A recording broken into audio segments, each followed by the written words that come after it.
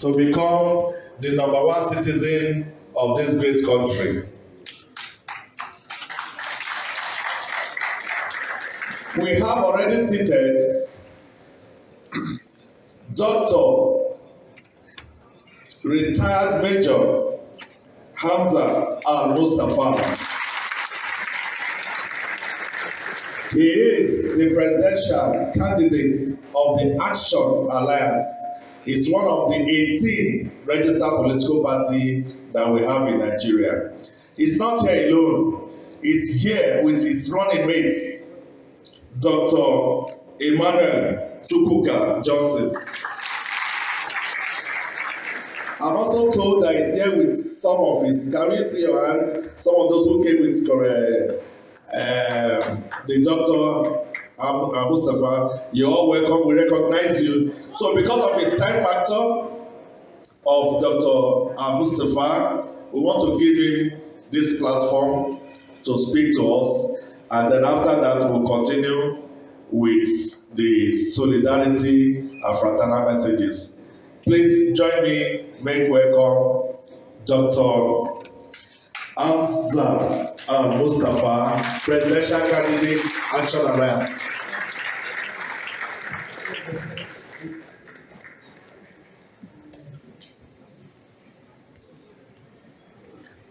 I didn't know my brother Isa was on the podium.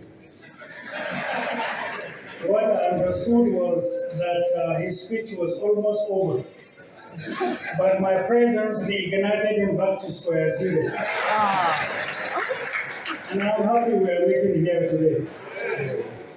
But let me assure you, I'm not here on any political platform.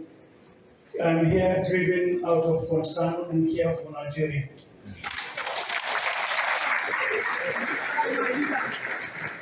And that also does not mean that scratching at yesterday from misinformation, packages of propaganda that subjected me to persecution cannot be scratched. I love it whenever it is scratched deeper so that people can understand.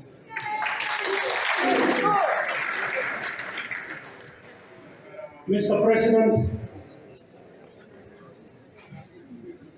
before I start, let me first apologize. I was in another program at Transport, and I have to conclude and rush here. I apologize for all of us coming late. Mr. President, protocol was established before I came here. So most humbly, I want to say I'm standing on the well-laid protocols to establish before our arrival.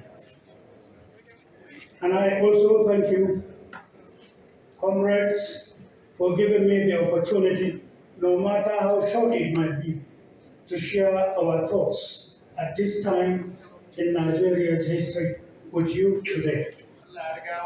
At the beginning,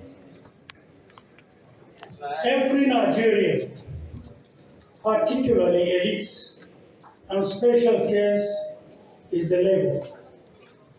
You must dissect the history that brought Nigeria to where we are. And let me start it this way. With the discovery of oil, and with the restructuring of a body outside Nigeria by some foreign interest, ideas were put forward, and Nigeria became the main target. There were issues that were brought to the fore that the media took. But there were so much that people are not aware. And what people are not aware is what I'm going to talk about. Whether it is considered friendly or if it is considered painful, the country I have is Nigeria. Speaking the truth to my brothers and sisters in Nigeria is part of worship. When people understand themselves, when mutual suspicion is forced to give way, when facts and truth govern what people do and say, when lies give way, and when light beams from the patches of obstacles deliberately created by man, then that environment becomes safe for mankind to dwell therein. In 1972, it was agreed that Nigeria should not, under any guise, be allowed to grow. I said this yesterday. Many leaders called me until they found these secret documents. And I'm going to talk in this direction, culminating to the games going on even now. And I'm concerned talking now simply because we are entering into another phase of a program that will face this country in a hard way. And take politics aside. See me as a brother. See me as your brother who is also a Nigerian, who is also a father, who has children, who care for the well-being of this country. I know I was part of some military governments yesterday, but one may ask, at what capacity? What was my age? Yes. Were the allegations laid on me true?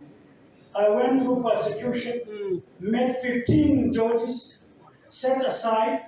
Those who persecuted me and called me names on pages of newspapers are ashamed to look at me. They cannot shake hands with me. They are elder members of elder states. If the case were to be in reversal order, no, it would be different. But I was painted the way I was painted. So my destiny is to go through that path, and I'm happy. God Almighty has designed it for me to be cooked that way. I am who I am. I am who I was when I served. And that's why whenever you see a literature, look at the other side of the coin. Who is the person you are talking about? The me that you see is the me that was. What we have done to labor, you don't know because we don't come to the pages of newspapers to talk. But time and events will tell. If the reverse of who I was what you have had and what you commented upon, then that's another thing. I wouldn't even be here alive to start with. But I'm here. My destiny is still kicking. God bless you. In the 70s, it was agreed this country of ours should not grow. What happened in the 70s? The discovery of oil and gas. I will be very brief, deliberately, to be able to deliver the messages I want to deliver. Tire production, textile industries, and paper mills were the pride of Nigeria, generating revenue, job opportunities, competing with any elsewhere. But the moment oil and gas began to flourish, and then when they introduced something called domestic dirty oil politics in Nigeria, and when those who introduced it began to now siphon and make sense against the country's revenue, also adopted yet another formula called international dirty oil politics. Taking from source, taking away from onshore, offshore, to destinations around the world, giving nothing to Nigeria. Then they realized that Nigeria, by her growing population, as at that time, is a big market. And one of the next things to do is to deny Nigeria power. What did they do? They also introduced something called transformer dirty oil politics. The transformers, district transformers you see, was what attacked labor, was what made labor to have numerous widows, numerous orphans. Ministry of Power was used. Your budget was determined. What were they doing? Some specific transformers, district, were abroad. And let me tell you what was happening. And labor didn't understand. You went on numerous strikes. You fought, and industries were failing because of lack of power. Alternatives were brought, and the owners were running at loss. What were they doing with transformers? If, for example, in this district, a transformer is brought, what they do is to take, at a particular time near the industry, they take foams and copper wires and line it up in the night and put on the transformer and call on the attention of people. Once the copper wire becomes too hot, it burns the foams inside, and transformer is made to trip. when there is overload or fire. And when the fire becomes heavy, the smoke must escape. It will bolt and it will trip off. Once it trips off, the industrial workers' labor, the neighborhood, people who are around, will be witnesses to the tripping off of the transformer. But to them, it was called transformer blowing. It was well known to the labor in Nigeria. They knew it as transformer blowing. Once it blows, it stays. The officials from the ministry will take it away, only to swap it. But contracts are issued for yet another one. In the meantime, nothing happened to the transformer. But that industry will not work. The labor union will sit doing nothing. The owner is thinking on profit making. He is thinking on the alternative, which is gas, and it costs him more, affecting the economy. That trend continues in the 70s. Industries began to shut down. It was deliberate so that the product from outside Nigeria can have its way into Nigeria, competing with the owners in Nigeria, competing with the local fabrics that we are supposed to utilize. With the continuation of this trend, Nigeria hadn't, as at that time, what is called economic intelligence for Nigeria. We were depending on outside literature, outside information, and those who were destroying us were the same people supplying the same transformers. That continued to early 80s, when another type of transformer was introduced. It now come to be in circulation at higher cost with something called cyst. At intermittent breaks, gas and energy were escaping through it. That was to say, you will never have enough energy to run your industries. Till this moment, you have them all littered around Nigeria. The understanding here is, who are the owners of these transformers? Who shipped them in? How many of the labor leaders knew about this game? How did you lose your industries? How come you don't have any to show? How come even when you lost them, people are privatizing them and taking out equipment and selling them at cheaper rates? How come you have so many people, very poor within the labor, who used to tell you to go on strike? Sit back, reflect, let the leadership think. At what time did you go on strike and for what? For the common good of the last poor person in labor, or for personal interest in having coalition with governments? Military or civil, I don't want to know. Friction between leaders and labor and those in power or the leadership were another thing entirely. All I know was my own assignment was keep Nigeria safe and afloat, and it was.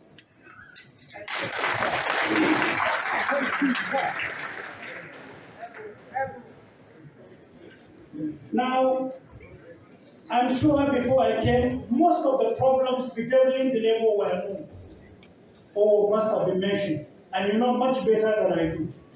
But some of the ones I talked about was the issue of having market for the product of our industry, the textile industry. The textile industry was never protected, even then. Even now, with all the meetings you have done, I don't think there is any government that has the capacity to protect because of something called negotiation or confrontation in international trade. It's a formula that only China succeeded in overcoming that lately. China decided to go on negotiation because they were weak then. Now that they are the world market, they are into confrontation where negotiation cannot go. The question is, what is this doctrine in Nigeria's trade? What is this doctrine between investors and the government of the day? What has labor done between the issue of understanding, negotiation, and confrontation in international trade with the sole view of protecting what we have? The fact that people urge to come to power is another thing entirely. Knowing what to do with the power to the people timely is all that matters. Yes, sir. So here, there's another burden, the burden of competition. They cannot compete, the local industries, the labor are providing labor services, but they can't compete with the international market because they do not have what it takes. In Nigeria, and only in Nigeria, hear this. When you have an institution, it is not normal for you to allow it to run on itself. It will be killed because it was agreed in 1972. When we create a policy to protect people, to service the people, to service this country is not enough. You also must create protective measures to make sure that this policy in itself runs through and succeeds. Otherwise, the two will amount to nothing in the shortest time possible. This has presented itself. We have had numerous governments with lofty ideas, lofty policies. When you in retrospect turn to look, it is a sorry sign. And that's why we are where we are. Next, the issue of tax. Tax. If we are to discuss tax, unfortunately, I said I'm not here to discuss politics. But the dirty tax in Nigeria, the regimes, and the ones we have seen lately, is enough a crime that has actually pushed Nigeria to the ditch that will find it difficult to come out from. Lies were told, deceits were implied. There is a game called tax. Actual tax collected, tax remitted, tax submitted, tax known to Nigerians, therefore, but people don't understand. If I may say, with all sense of humility, from this particular government my brother has spoken about, if we are to discuss tax alone from 2015 to date, it is a heavy burden to listen, not even to chew, to listen alone. But such people are elder statesmen. They have ruined Nigeria, they have ruined the economy, and they still believe they own it. This country should not, under any guise, be seen to be telling lies to people, to cheat the people. If I say I'm going to do B, C, D, even on oath, I will still have to sign before the people. And if within indicators and time given, such things cannot be seen to be done. Such government should be seen to be short-lived. There are countries who have attained higher points, and once they begin to fail, they leave, and early elections are called. It is about time we become serious because of who we are as Nigerians. We as Nigerians, with all sense of humility, are yet to know who we are. Knowing what we have had before, and knowing what we knew, and knowing the damage is being done to Nigeria and Nigerians, and then with the elites being fooled every day. Lies are told in the morning, literatures are sent, papers carried, television and radios echoing. And before you know it, people get brainwashed. You are kept away from facts. That cannot be Nigeria, and that cannot be an environment where a typical Nigerian is qualified, quantified, and valued as an intellect at any level within the international scene. This country is rich. I tell you, part of the pains we have is the fact that rich as Nigeria is, but poor among the poorest as Nigeria is physically identified. What is the problem? Deficit of leadership at all levels. Inclusive trade union with all sense of humility. You see, I'm saying this, it might provoke some people. The question is, how much has labor? Who has empowered the labor? How much do you have in your coffers? You have so much to do, but you don't want to offend people. You said you offended people yesterday, or you fought military government aside. This is democracy. There are 10 million and 10 ways to create funds, wealth for yourselves, wealth for our industries, and get them sustained. And I will tell you what shortly.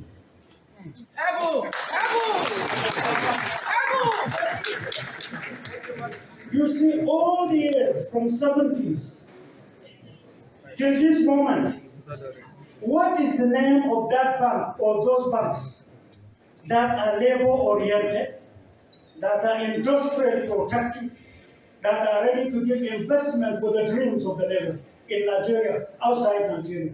In Nigeria, what are the name of those banks who work and are working with the labor in that dream?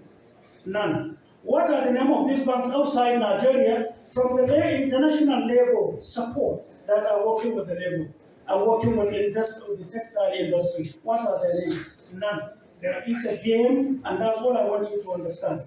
They want you to work. You have the knowledge, but you don't have the support. How can you work? It's just a dream. And then the labor, in all the crisis labor had, from all the theory of labor activities in Nigeria, it was simply because of contradictory policies of governments upon governments in the past. If government A come with policy A, another government might come and introduce B. And the question is, the labor has never sat down to create a think tank to say, why did government A did this and B is doing this? You should be seen to have a liaison body. You should be seen to now be working with government. You should be seen to have expanded, even if it is Pharaoh that was in power. It's your right. The fact that they are called military government is different. But I tell you that it's a game. Labor against government, government against labor is a literature. The way budget is prepared so that they get your resources, the way policies are created and given to those in power to just do it blindly so that they can support them. I give you two examples, and the first speaker, please take note of this. You serve in Babangira's government. When there is a military government in place, it is who that brought them to power. What you may not know is that there are international communities involved. There are Nigerians involved, contractors and civilians involved. There are some notable civil servants involved. When the government is formed, the government is not independent. Concept or policies are sold, and the government is told to carry them out as part of agreements. When labor doesn't like it, you go on strike. But there are questions you didn't ask. There's so much energy you dissipated that you shouldn't have.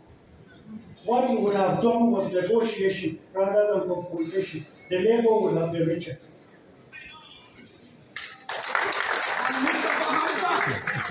There was a psychological aspect of it. Because unless there is friction, unless there is gap between the government and the people, those in power will sit comfortably. But the moment they create stories and friction is raised, out of nothing, government will not be on her feet. Bodies like labor will not be on their feet. But the more the friction, the better. And it is when you are fighting that you lose your resources. And I'll give you an example. In 1995, the need to look for resources throughout African states became an issue. Nigeria was more or less totally bankrupt. The need to run Nigeria became an issue. Salary payment was difficult. Then Libyan government, along with Germany, decided to utilize a satellite, a private satellite company that has shares of government of Germany in it. They discovered uranium in abundance and in high quality, well spread in Niger. Out of curiosity, that leader and other leaders decided to say, scratch part of Nigeria and let's take a look. They were shocked with what they discovered. In Northeast, they discovered a portion. And that portion, in part of Zambia, leading to Lake Chad. What was deposited there? This is not hearsay. I was in Libya, I was in attendance, along with Nigeria's ambassador, two of us allowed. Then he was later told to go, and I was left alone, along with the Libyan leader and the German company and the owners of the satellite. What was kept there was capable of producing 10 Dubais. 1996, you can quote me in the eyes of this world. Mustafa said so. I'm not into rhetoric. I love this country, I stand for this country. We are already targeted and hated by numerous forces. But if that is what they should do for us rendering service to Nigeria, then definitely they have not started. Yes, sir. What we discovered at that material time was a shocker. I asked questions as if I didn't understand what they were saying. The Libyan leader then, said, and I quote, I mean, What is in this place is enough for you to produce 10 Dubais, 1996. The product of this satellite was brought to Nigerian head office by me. I brought the 2 metallic boxes. Where is it? Who took it? Ask them. What happened? Ask them. Where is the money? Now hold on. What might interest you is what I'm going to say. Nigeria is poor. Your industries are dead. But here it is. 1999, November 1st, I was in prison. They came to make me in prison. And they asked me numerous questions on the way we were managing some certain things about Nigeria. I wouldn't want to mention. They mentioned some names and commanders they required to do some certain jobs for them. But the question I asked is, was it for Nigeria? At the end of the day, to cut the story short, is to tell you that Boko Haram was a calculated game.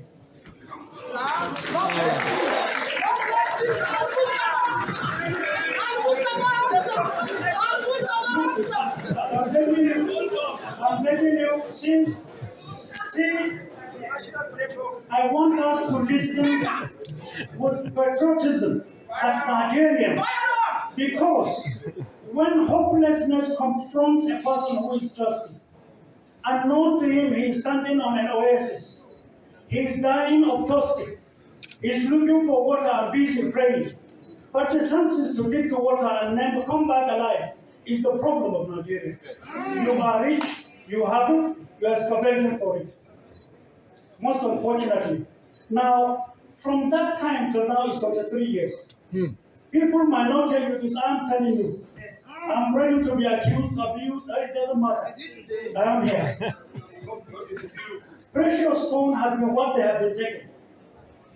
Boko Haram were our sons and daughters given a wrong indoctrination.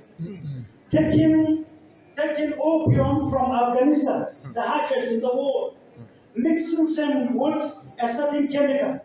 When they dip a date in it, and then after 4 hours, whosoever takes it becomes a robot. You are totally robotic. You will respond to orders. You will not feel pain. You will not think. You will not reason. They kill numerous soldiers. Many widows in barracks. Many orphans littered all over. Many refugees scattered around Nigeria. Is labor aware? No. Keep that aside. The social is created for Nigeria and Nigeria. What you may ask yourself is, how much of this real stone have they taken in 23 years?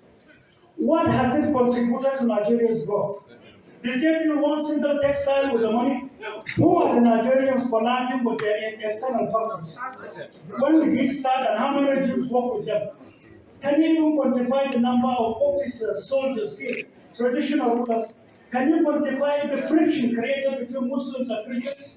When the bomb is lodged in a church, they will quickly write in the paper the next day, it was Mosque that did it, and vice versa. They bomb the mosque and blame the church. It's not true. It's a game. So that when you fight yourself, when confusion keeps you aside, they are busy taking what you have. But you sit down. You sit down and read a newspaper, and you believe in it. No, there are numerous respected journalists who are highly patriotic, who are highly respected. There are many of them I can fight for with my blood. But they are poor. They are professionals. They don't have money. They have to write what they are told to write. They need job. Who is fighting for them? Keep that aside.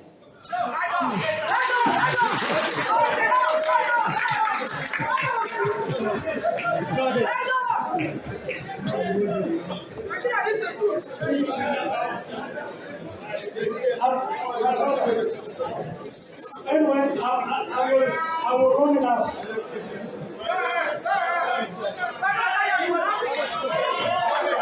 We need truth. Nigeria need truth. Let them the truth. Let them the truth.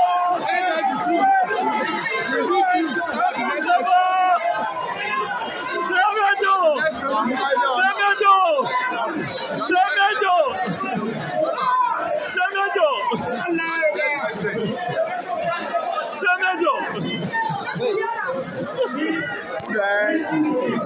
mu dan halitta ne.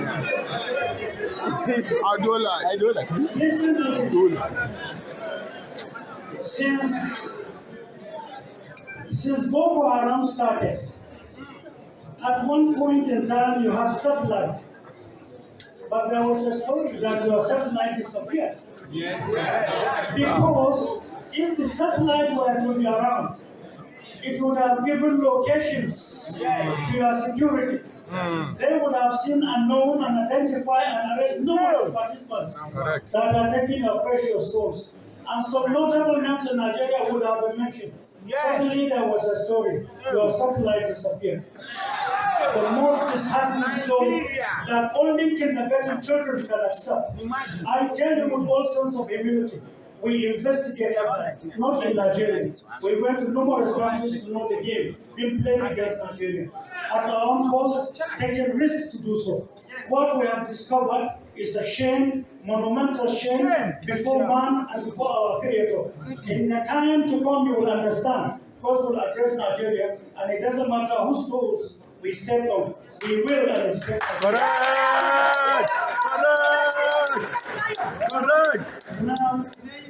Now, most of you here have your telephones in your hands. Yes. Listen carefully. Labour is poor, agreed. Nigeria is poor, agreed.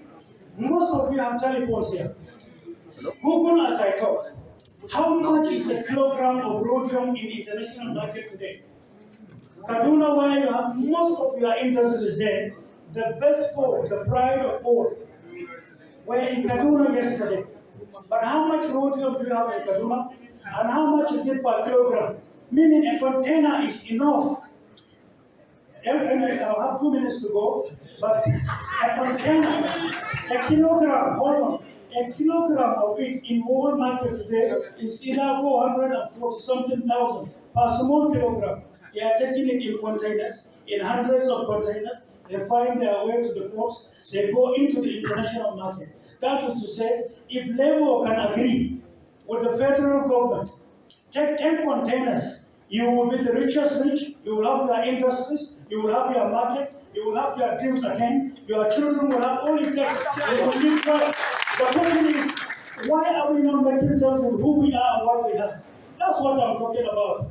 Since I have a short time, my concern is security of the product, meaning Farmers Association.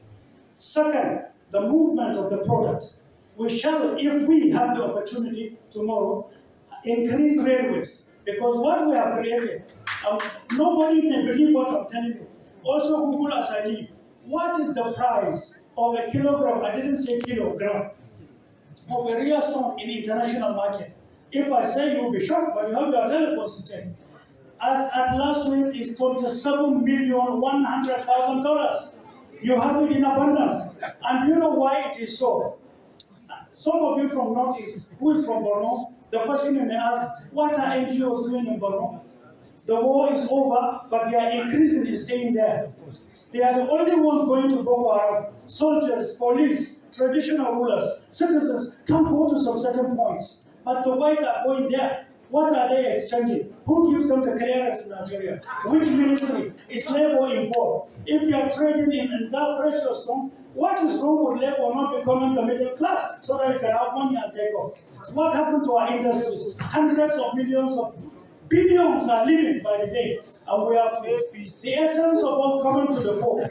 Leave routines. Any person, I say this with all sense of humility, that is not making projections to know the quantum of threat facing Nigeria and does not prepare and doesn't have the shock absorber, the capacity, is not ready to be called names, is not ready to be accused, to be abused, to be used. All 42 million plus, 200 million plus Nigerians, he is a non-starter, he is a deceit, he cannot provide it. Nigeria is at its own beneath. So all I'm telling you is, where you are thinking now, think Nigeria. Look, ask questions. There are 10 million things I can tell you, but I'm running out of time. All I'm telling you is, I'm here to share with you the parents of Labour. I was in detention in 2002 and 2007. I know what happened when there was an attempt to revive 4 textile industries. I know the game played. I know how much you suffer to come back to work. I know how many people died when the decision was taken in 2010. And I know when there was an attempt, even by the first speaker who talked about what the remittances given to staff. Hope was risen and hope was dashed. Many died. They have no houses today. They are kept abandoned. It's a different thing entirely to think with the poor, even within the labor itself. We are thinking with the poor. We are poor-oriented programs that we have. But this country must be adjusted. Nigeria must be counted among the first 10 that it is. Northwest, you are from Kwara. You are from a very rich state. At the surface, you might not know. The quantity of rhodium, lithium, and gold in Kwara is enough for Nigeria. Do we know? Are we aware? No. Why should we be borrowing when you have too much money? Yes. How can what spends? All I ask before I sit down, 2022 budget.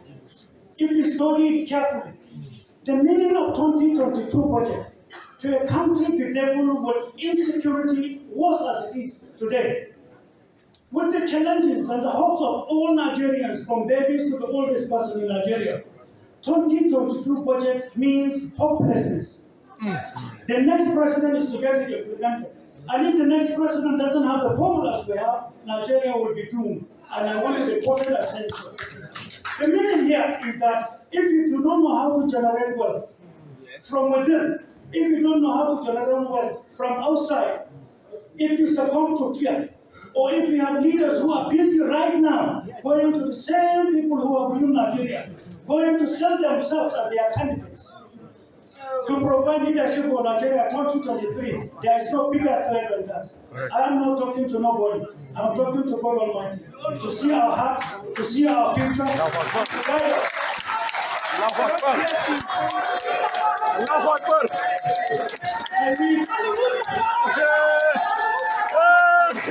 Almustapha! The next president.